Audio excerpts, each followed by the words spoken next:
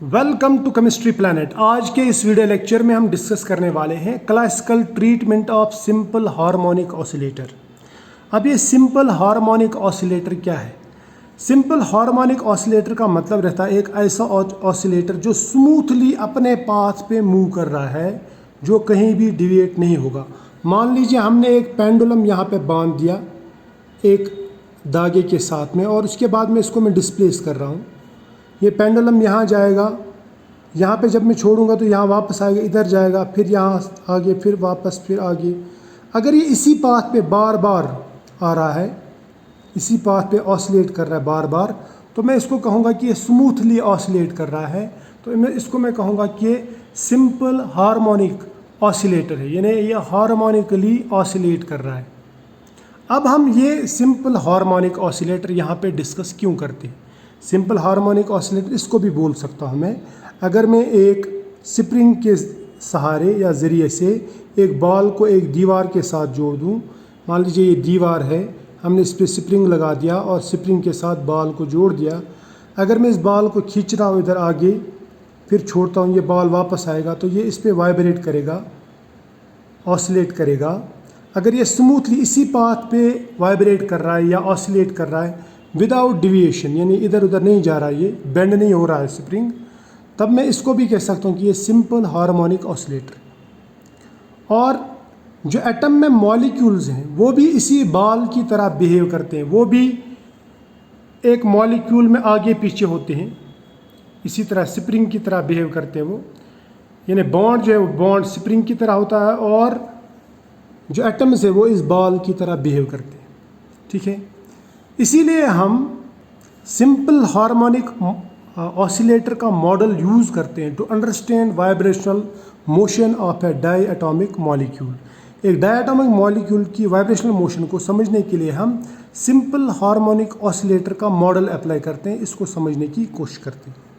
अब मान लीजिए मेरे पास में एक सिंपल हार्मोनिक ऑसिलेटर है, इसमें ये बॉल है, इसका मास है मान लीजिए m, यहाँ पे स्प्रिंग लगाया मैंने और स्प्रिंग को इस दीवार के साथ बंद किया है। अगर मैं इस बॉल को खींचूंगा तो इस पे ताकत लगेगी, फोर्स लगेगा, फॉरवर्ड फोर्स। जितना भी मैं फोर्स लगाऊंगा उतना यहाँ पे डिस्प्लेसमेंट ज़्यादा होगा, यानी उतना ये बॉल इस दीवार से दूर जाएगा, है ना। एक्स को कहते हैं हम डिस्प्लेसमेंट। अब ये जो फॉरवर्ड फोर्स है, इसके अपोजिट में और एक फोर्स लगेगा, उसे हम कहते हैं रेस्टोरिंग फोर्स, जो इस बॉल को वापस खींचने की कोशिश करे। जो ही हम बॉल को छोड़ देंगे तो ये खटक से वापस आ जाएगा, और वो जो फोर्स है उसे हम कहते हैं रेस्टोरिंग फोर्स। रेस्टोरिंग फोर्स हमेशा इस डिस्प्लेसमेंट के अपोजिट में काम करता है। तो फिर मैं अकॉर्डिंग टू हुक्स लॉ ये लिख सकता हूँ कि restoring force is directly proportional to displacement but in negative direction, यानी इन रिवर्स डायरेक्शन। या मैं ऐसा कह सकता हूँ F in restoring force is equal to minus K X. Minus अपनी जगह, यानी ये डायरेक्शन दिखा रहा है अपोजिट डायरेक्शन, एक्स है डिस्प्लेसमेंट, डिस्प्लेसमेंट फॉरवर्ड हो रहा है, रेस्टोरिंग फोर्स वापस लेफ्ट साइड यानी रिवर्स में काम कर रहा है। और ये जो के है ये है प्रोपोर्शनलिटी कांस्टेंट, इसे हम कहते हैं फोर्स कांस्टेंट बॉन्ड के लिए, और यहाँ पे कह सकता हूँ मैं इसको, ये है स्प्रिंग कांस्टेंट, स्प्रिंग कांस्टेंट। और बॉन्ड में ये जो रेस्टोरिंग फोर्स है it is directly proportional to strength of bond. और अगर हम स्प्रिंग के लिए ये लगाएंगे तो मैं ये कहूँगा कि it is directly proportional to strength of spring. बात समझ में आ रही है? अब दूसरा पॉइंट, जितना भी मैं इस एटम को या इस बॉल को दूर खींचूंगा उतना इसमें एनर्जी ज़्यादा आएगी। यानी इसका मतलब जितना भी मैं इसका पोजीशन चेंज करूँगा, इसको जितना डिस्प्लेस करूँगा उतना उसमें एनर्जी ज़्यादा आएगी, and energy due to position is called potential energy. और इस स्प्रिंग के साथ में जो ये बॉल जुड़ा हुआ है, ये सिंपल हार्मोनिक ऑसिलेटर जो है यहाँ पे, इस सिंपल हार्मोनिक ऑसिलेटर बोल सकता हूँ ना मैं, ये सिंपल हार्मोनिक ऑसिलेटर है यहाँ पे, ये सिंपल हार्मोनिकली ऑसिलेट कर रहा है। जितना भी मैं इसकी पोजीशन चेंज करूँगा उतना इसमें पोटेंशियल एनर्जी ज़्यादा आएगी, यानी जितना भी मैं इसको डिस्प्लेस करूँगा उतना उसमें पोटेंशियल एनर्जी ज़्यादा आएगी। सो पोटेंशियल एनर्जी कह सकता हूँ फिर V। V means potential energy, it is equal to 1/2 kx²। ये बात याद रखना। पहले हमने क्या देखा, फोर्स जो रहता है रेस्टोरिंग फोर्स वो बराबर रहता है माइनस के एक्स। और इसके बाद में क्या देखा कि इस बॉल का जो पोटेंशियल एनर्जी होगा, क्योंकि एनर्जी ड्यू टू पोजिशन है, हम पोजिशन चेंज कर रहे हैं, दैट इज़ इक्वल टू 1/2 के एक्स स्क्वायर। यहाँ पे v जो है ये पोटेंशियल एनर्जी और k जो है ये फोर्स कांस्टेंट और x जो है ये है डिस्प्लेसमेंट। क्लियर? फिर मैं ये कह सकता हूँ कि जो v इज इक्वल 1/2 के एक्स स्क्वायर है जो हमने लिखा, इसके हिसाब से पोटेंशियल एनर्जी यानी v capital V it is directly proportional to X square. यानी इसका मतलब जितना भी मैं डिस्प्लेसमेंट ज़्यादा करूँगा उतना पोटेंशियल एनर्जी ज़्यादा बढ़ेगा। मान लीजिए ये दीवार है, ये दीवार है, इसके साथ में ये स्प्रिंग्स जुड़ी हुई है। मैं एटम को या बॉल को पहले इतना खींचता हूँ तो पोटेंशियल एनर्जी कम, जब मैं ज़्यादा दूर खींचूंगा तो पोटेंशियल एनर्जी बढ़ेगी, इसमें ज़्यादा फोर्स आएगा, एनर्जी आएगी। और अगर मैं स्प्रिंग के सहारे इस बॉल को और खींचता हूँ तो इसमें पोटेंशियल एनर्जी और आएगी। जितना ज़्यादा इसको दूर करोगे आप इस दीवार से, इस स्प्रिंग के ज़रिए से, तो उतना इसमें पोटेंशियल एनर्जी ज़्यादा आएगी। तो फिर मैं अगर इन डॉट्स को ऐसे मिला देता हूँ तो यहाँ पे हमें एक पोटेंशियल एनर्जी का ग्राफ मिलता है, या इसको मैं हुक्स पोटेंशियल एनर्जी ग्राफ भी कह सकता हूँ। ये है potential energy versus displacement graph. जितना डिस्प्लेसमेंट ज़्यादा होगा उतना इन बॉल्स में या एटम्स में पोटेंशियल एनर्जी यहाँ पे ज़्यादा आएगी। ये मैं क्लासिकली बात कर रहा हूँ, सिंपल फिजिक्स से अप्लाई कर रहा हूँ, ठीक है।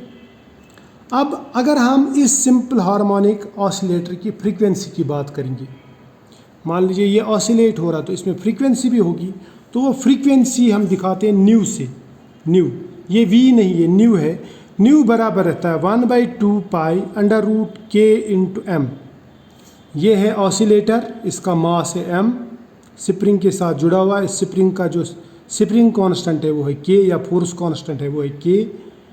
तो ये जो फ्रीक्वेंसी होगी, इस ऑसिलेटर की जो फ्रीक्वेंसी होगी, that will be equal to 1/2 pi under root K by M. K है फोर्स कांस्टेंट, m है मास, ठीक है। अब अगर यही चीज़ हम सिंपल हार्मोनिक ऑसिलेटर से उठा के एक मॉलिक्यूल पे अप्लाई करेंगे, हमने ये जो फ्रीक्वेंसी लिखी ये सिंपल हार्मोनिक ऑसिलेटर की फ्रीक्वेंसी, अगर हम यही चीज़ अप्लाई करेंगे एक डायटोमिक मॉलिक्यूल पे तो क्या होगा? एक डायटोमिक मॉलिक्यूल में एक मास की जगह दो मासेस रहते हैं। ये मान लीजिए मॉलिक्यूल, ये इनके बीच में बॉन्ड है जिसको हम ट्रीट करते हैं एज स्प्रिंग।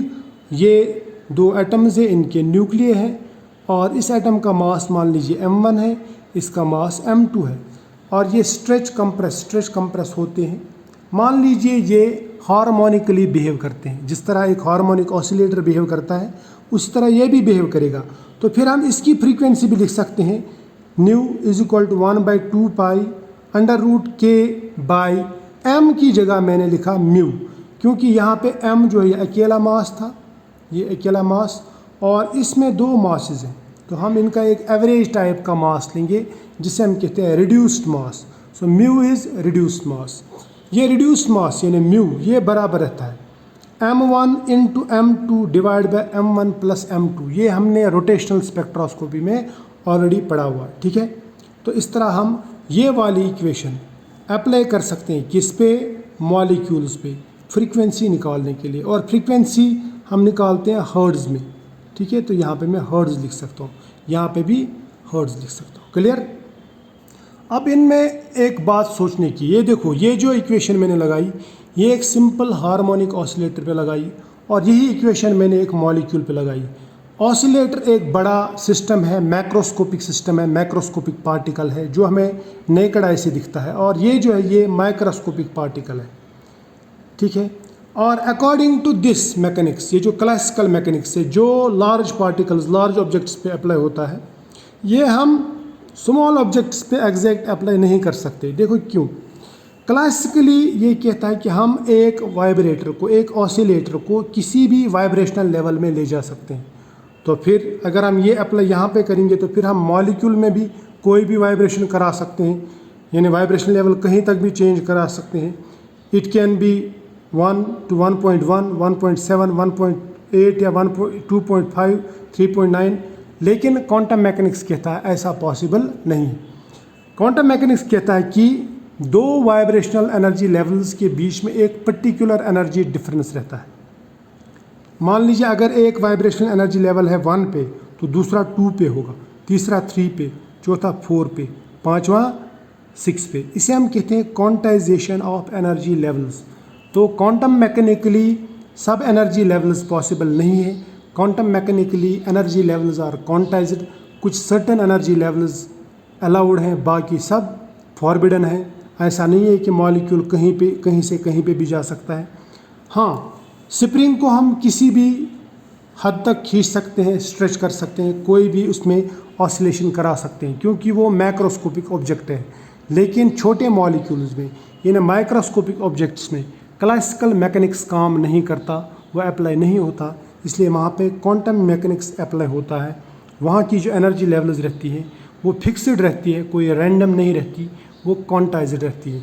और ये जो एनर्जी लेवल्स हैं इनको हम समझने की कोशिश करेंगे नेक्स्ट लेक्चर में, जिसे हम कहते हैं quantum mechanical treatment of harmonic oscillator. I hope ये आज का लेक्चर आपको अच्छा लगा होगा, पसंद आया होगा। लाइक और शेयर ज़रूर करना। मिलेंगे नेक्स्ट लेक्चर में, तब तक के लिए बाय।